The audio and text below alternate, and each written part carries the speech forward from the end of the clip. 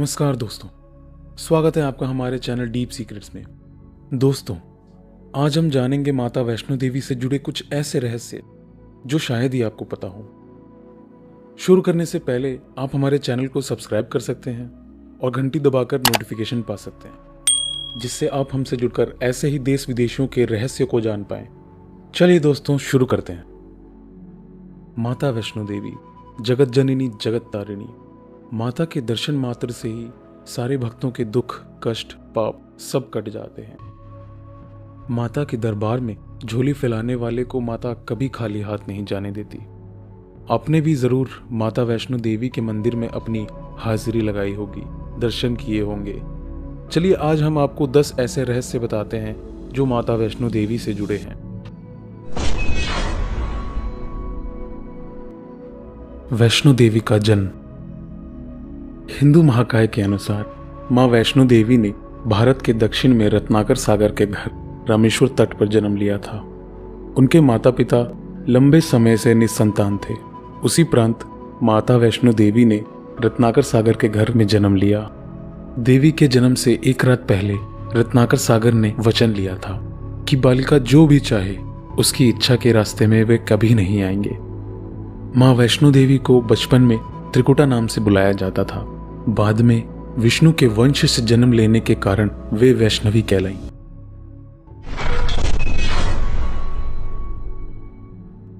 त्रिकुटा और रामेश्वर। रत्नाकर सागर की पुत्री देवी त्रिकुटा को जब 9 वर्ष की उम्र में पता चला कि भगवान विष्णु ने राम के रूप में जन्म लिया है, तब देवी त्रिकुटा ने राम को पति रूप में पाने के लिए तपस्या शुरू कर दी। सीता हरण के बाद जब राम और त्रिकुटा की पहली मुलाकात हुई, तब देवी त्रिकुटा ने राम को पति रूप में पाने की इच्छा प्रकट की। तब भगवान राम ने त्रिकुटा को कहा, मैंने इस अवतार में एक पत्नी व्रत रहने का वचन लिया है। मेरा विवाह सीता से हो चुका है, इसीलिए मैं आपसे विवाह नहीं कर सकता। देवी त्रिकुटा ने जब बहुत विनय किया, तब भगवान राम ने कहा कि लंका से लौटते समय जब मैं आपके पास आऊंगा, तब अगर आपने मुझे पहचान लिया तो मैं आपसे विवाह कर लूंगा। श्री राम अपना वचन निभाने के लिए लंका से लौटकर त्रिकुटा के पास आए, लेकिन भगवान राम की माया के कारण त्रिकुटा उन्हें पहचान न सकी। त्रिकुटा के दुख को दूर करने के लिए श्री राम ने कहा कि देवी, आप त्रिकुटा पर्वत पर स्थित गुफा में जाकर मेरी प्रतीक्षा कीजिए। कलयुग में जब मेरा अवतार होगा तब मैं आपसे विवाह कर लूंगा। तब तक महावीर हनुमान आपकी सेवा में रहेंगे। इसी प्रकार भगवान राम के आदेश के अनुसार आज भी वैष्णो माता प्रतीक्षा कर रही हैं और अपने दरबार में आने वाले भक्तों के दुख दूर कर उनकी झोली भर रही हैं।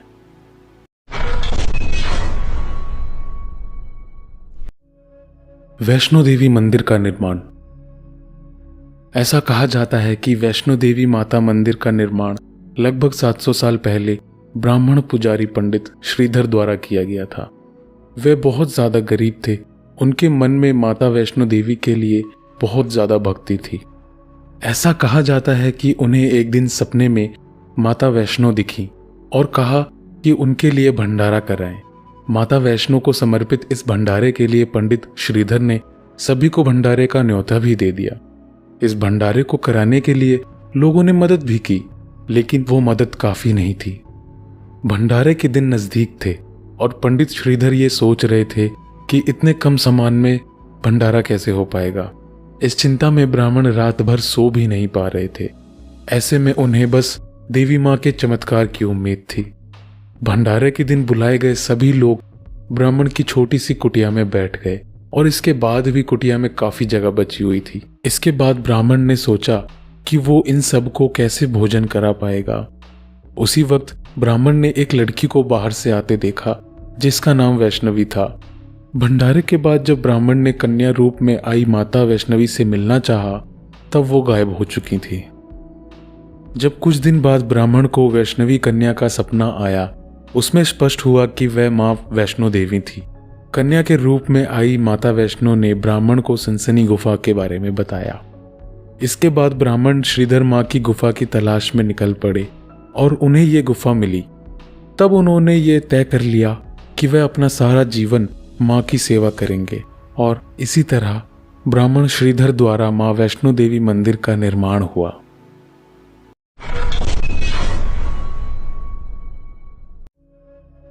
वैष्णो देवी मंदिर की 2 गुफाएं।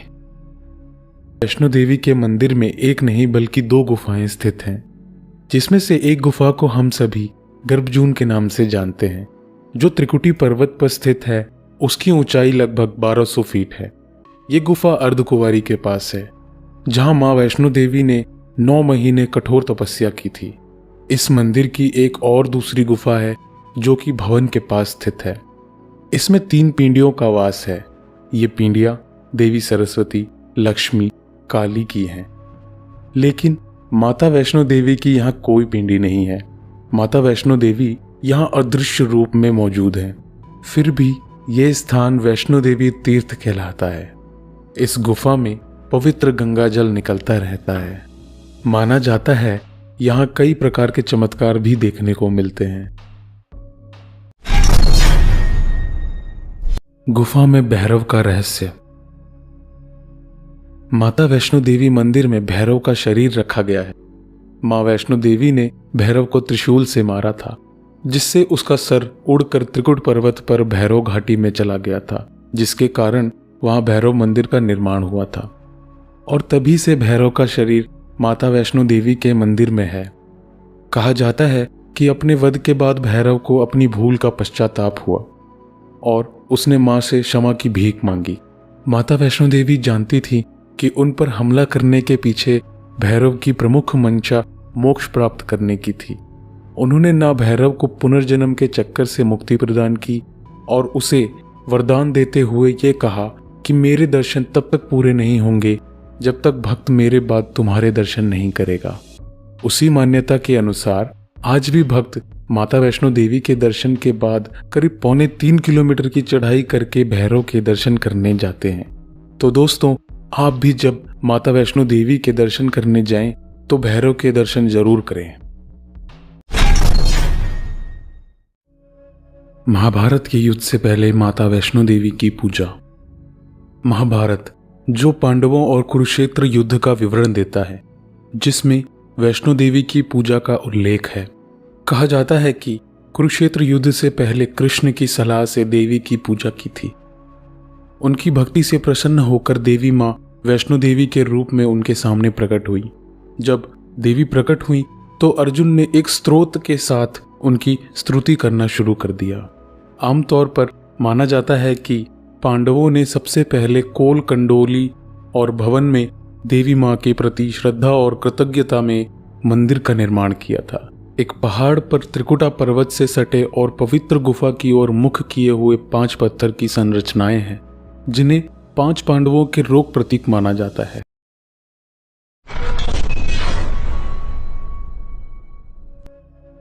गुरु गोविंद सिंह द्वारा किया गया वैष्णो देवी का दौरा। यह दर्ज किया गया है कि गुरु गोविंद सिंह ने माता वैष्णो देवी की मंदिर का दौरा किया था।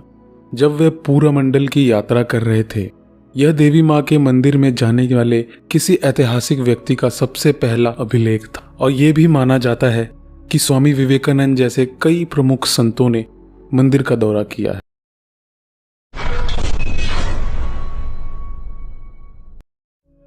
राजस्थान की वैष्णो देवी। अर्बुदा देवी राजस्थान की वैष्णो देवी मानी जाती हैं।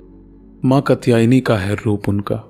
जिले में स्थित राजस्थान के एकमात्र पहाड़ी इलाके माउंट आबू में नक्की झील के निकट ही ऊंची पहाड़ियों में माता का भव्य मंदिर है। सालों से चैत्र नवरात्र हो या श्राद्ध नवरात्र हो, यहाँ पर दर्शनार्थियों का सैलाब हमेशा उमड़ आता है।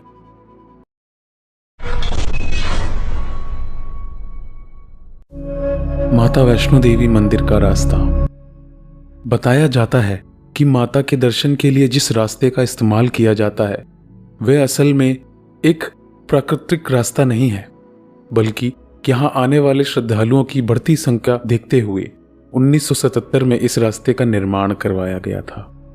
तब से लेकर आज भी इसी रास्ते से गुजरकर मां के भक्त उनके दर्शन को जाते हैं। और आजकल की तकनीकी व्यवस्थाओं की वजह से आप लोग हेलीकॉप्टर जैसी सेवाओं का भी आनंद ले सकते। मंदिर में भक्तों के द्वारा चढ़ाया गया चढ़ावा। वैसे तो वैष्णो देवी मंदिर में हर महीने भक्तों की भीड़ रहती है। चाहे गर्मी हो, बरसात हो, ठंड हो, चाहे कैसा भी मौसम हो, भक्तों की भीड़ माता के दर्शन के लिए हमेशा रहती है। लेकिन नवरात्र शुरू होते ही मंदिर में भक्तों की भीड़ 10 गुना बढ़ जाती है। माता वैष्णो देवी के दर्शन के लिए भक्त दूर दूर से आते हैं और नवरात्र में वैष्णो देवी मंदिर की रौनक कुछ ज़्यादा ही बढ़ जाती है। भक्तों द्वारा प्रसाद का दान आदि चढ़ाया जाता है। लेकिन आज हम आपको बताते हैं कि आखिर माता वैष्णो मंदिर में हर वर्ष लगभग भक्तों द्वारा कितना चढ़ावा चढ़ाया जाता है। माता वैष्णो देवी का मंदिर 5वां सबसे अमीर मंदिर है, जहां हर वर्ष लगभग 500 करोड़ की राशि भक्तों द्वारा चढ़ाई जाती है। अब आप अंदाजा लगा सकते हैं कि इस मंदिर का देश में ही नहीं पूरे विश्व में क्या महत्व है। तो दोस्तों, आइए मिलकर बोलते हैं जय माता दी। अगर आपको ये वीडियो पसंद आई हो तो लाइक कर दीजिए और सब्सक्राइब भी कर दीजिए, और नीचे कमेंट सेक्शन में ज़रूर बताइए कि आपको ये वीडियो कैसी लगी। धन्यवाद दोस्तों, फिर मिलते हैं ऐसे ही किसी वीडियो में।